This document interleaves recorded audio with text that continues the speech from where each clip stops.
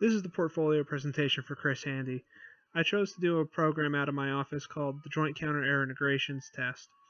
What this did was it took offensive and defensive counter error assets across the multiple services of the Department of Defense and attempted to mesh them better so that all the users could work with each other rather than being counterproductive. The deliverable was a tactic, technique, and procedure that would allow the user to best use their particular assets to complement each other. The way we did this was by a test fix test methodology, where we drafted a TTP, tested it, fixed it, tested it again if necessary, and repeated until we were ready to publish it by going through the user community. We had a 1-year period of performance, which was calendar year 2017, and a $1 million fund site from the Secretary of Defense. The whole project was executed by the Air Force Joint Test Program Office, who is the operational test agency of the Air Force. As we started the test, we had several issues come up.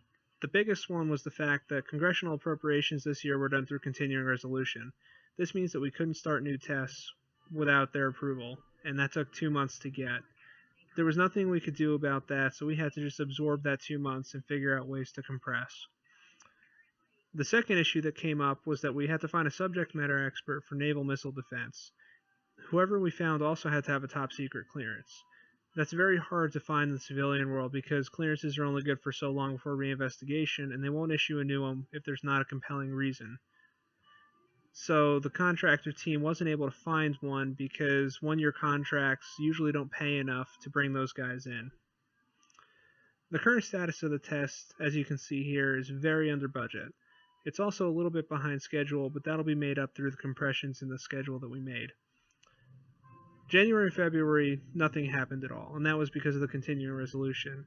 You can see in March where some work started being done, but then the contractor realized they needed another person, had to stand down for the month of April, and then finally in May when they found somebody, they started to ramp up, and things really took off in June. We're going to continue spending around the rate we are until the test finishes out. So the way forward here is that project leadership took the test and compressed it. They were able to do this by consolidating people and resources, as well as compressing the tests by figuring out ways to have multiple events happen in one. This allowed us to take a 12-month effort and take it down to 8. That also reduces the cost because costs are based largely on manpower, and if you have less time for people to work, then you have less costs associated with it. The test team is currently getting ready to execute the second field test, and they're going to do so as soon as hardware testing is done to ensure that everything is good to go. Once that's done, we're going to go through an analysis period and then present the final TTP to the user community. The big lessons that we learned here are that as long as Congress is using continuing resolutions, we need to just plan for things to occur under a year because there's nothing we can do about it. We also need to reevaluate the contractual requirements for those SMEs. When possible, we need to lower the requirements, or we need to figure out ways to get them through the Navy, Army, Air Force, or whoever it might be from active duty or reserve components where they already have the clearance and can be delegated to do something rather than hired on. We also need to look at the fact that these tests can be compressed so easily. There might be bloat in the contracts which allow that and is sometimes good, but that also means we're probably spending money we don't need to spend. Last, the test development team who forms these tests needs to go out and seek help from members who will actually be on the test.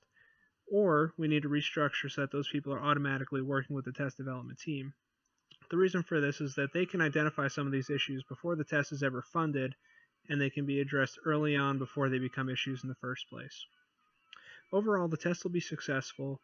We're going to deliver a TTP to the warfighter that's both validated and useful, and the funding underrun is going to be okay because it's 2-year money, which means another test is struggling will all of a sudden have extra resources that can be thrown at it. In the government world, this isn't necessarily a bad thing. Thank you for your time and have a great night.